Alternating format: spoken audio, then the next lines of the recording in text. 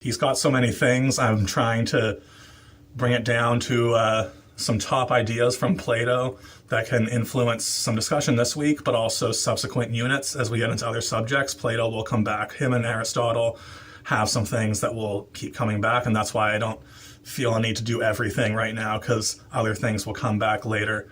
But if you want to have like a top 5 works from Plato, I'm just looking at some notes here. I would say there's Phaedo, that's Phaedo. It introduces the theory of forms that your reading goes into and that I'll comment on shortly. All right, Phaedrus, so Phaedrus, gives his theory of soul. So it has the famous vision of what the world of forms could look like. He describes like a heavenly state very vividly, and how someone coming into this world could be our soul coming into our body coming into life. And he compares it to a rider, a charioteer with 2 horses. And the charioteer is a principle in the soul. Some people say it's the soul itself in the intellect. Other people say, when you look at other works of Plato's where he talks about different types of soul and which ones are good and which ones are bad, he could be talking just about any principle that a person has turned into their top value. Sort of like how some modern psychologists will say that God, in one sense, is just whatever your top motivator is, and like whatever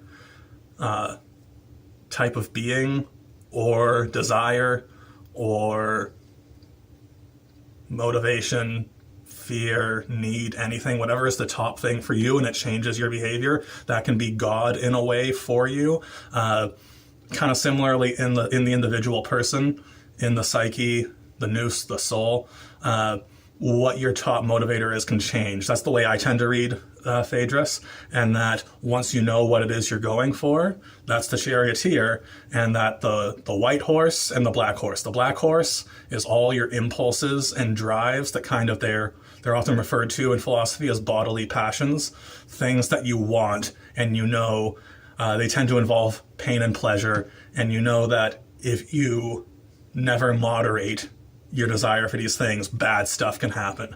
And then the white horse is not exactly, good desires. It's just actually your reason, your force of reason, resisting those impulses and trying to direct you. So the 2 horses are trying to go in different directions. The charioteer guides the person. And that's one level of his theory of soul. The other level is found in Republic, which I'll talk about in a little bit. But in Republic and in other writings, he also gives the notion that while the direction of a person has the image of a principle of a goal and desire and reason competing with each other, being directed by your soul, by your principle of what you're going for, there's also an anthropology, you could say, of a whole person that Plato gives in Republic and other works, where it's reason, which we said a bit, but appetite, okay, which kind of goes into those passions. But then the main difference is spirit. There's a concept of spirit. I personally read spirit in a lot of different traditions as being your capacity for a relationship and your ability to connect with things that are beyond understanding, with things that might be beyond the material, and your ability just to let go and connect with anything that is outside of you with the other on any level. That's how I take spirit. Other people take spirit in different ways. If you want to know really what Plato's talking about with the word spirit, you got to read Plato. I'm not a Plato expert, but I'm trying giving you an outline here. And again, with the anthropology that Phaedrus and a bunch of his other works lay out, aside from the direction of a person and the layout of a soul and personal makeup, he has his own top virtues. We talked about virtues last week.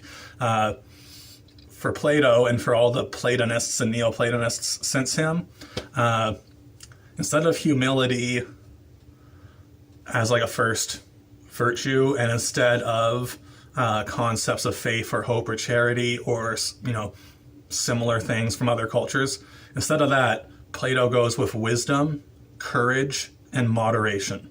Wisdom being your ability to apply your knowledge and understanding, similar to prudence and discretion, in the right way, right time, the right thing being used. But wisdom is more of the awareness that goes between your knowledge and your action. Applying good things tends to be a matter of wisdom, knowing how to apply what is true and good and beautiful. And then courage, generally same meaning as we have today, being willing to take on things that are hard, being willing to take risks, and overcoming or contending with fear and anxiety and things that come into you as you try to do great things. That's courage. And moderation. Moderation is a big thing, as we've already hinted at with the earlier parts of Plato's schema for a person, what a person truly is. Moderation is big for every level of it. The idea that people need to have notions of good that are outside of their emotional state and their physical appetites be a sort of benchmark that they work towards, and that moderation will always be necessary because you will always have not only of bodily appetites and with your emotions, you'll even have choices of different goods in the world that need to be put into a proper order of priorities, so you don't spend too much time on things that might be good, but they become bad when you spend too much time or energy or resources on them. And that's moderation keeps moving you on the right path, and it can have a level of knowing your priorities. Okay, so that was just Phaedrus. Okay, then Symposium gives Plato's theory of love and Plato's theory of beauty. These are big things, and we'll come back to them in a little bit, because the theory of beauty in particular kind of shows how the forms that we read about in the reading, how they play out in terms of like the closest that we get to a cosmology of categories of being, and how does the universe operate, how does existence operate, what's the true origin and end of existence. The closest we get to that from Plato can be seen in his writings on beauty and how the forms play out for when he's talking about beauty. All right. So then Republic is another big work from his that gives an introduction to justice and a proposal for how people should live together. All right. It starts with a dialogue between Socrates and some sophists, people who can make clever arguments, but they're not actually true arguments, and they do it for a price for powerful people. He has some debates with sophists, and their audience are young Athenians who will eventually become leaders in the Athenian system. And a backdrop that some people point out to Republic is that Socrates, and then Plato with the book, is trying to get people to go their way and want to learn more from them, so that when they have power, they can use it for justice. And that's why it's about what is justice is like the first part of Republic. And some interesting principles for justice are given, but no knockout answers for what really is justice are given. And that's because they want to hook you in to the rest of the book, where on one level, justice and love and beauty in his works, Plato makes a point that you only know the fullness of them when you're in relationship with people and when groups of people are doing things together. Being isolated is not going to bring you to the fullness of justice or beauty or love.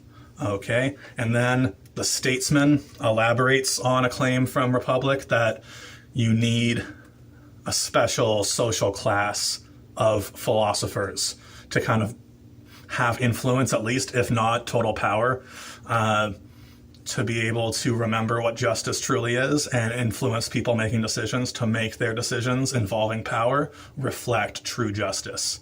And to reiterate, the top 5 works are Phaedo, Phaedrus, Symposium, Republic, and Statesman.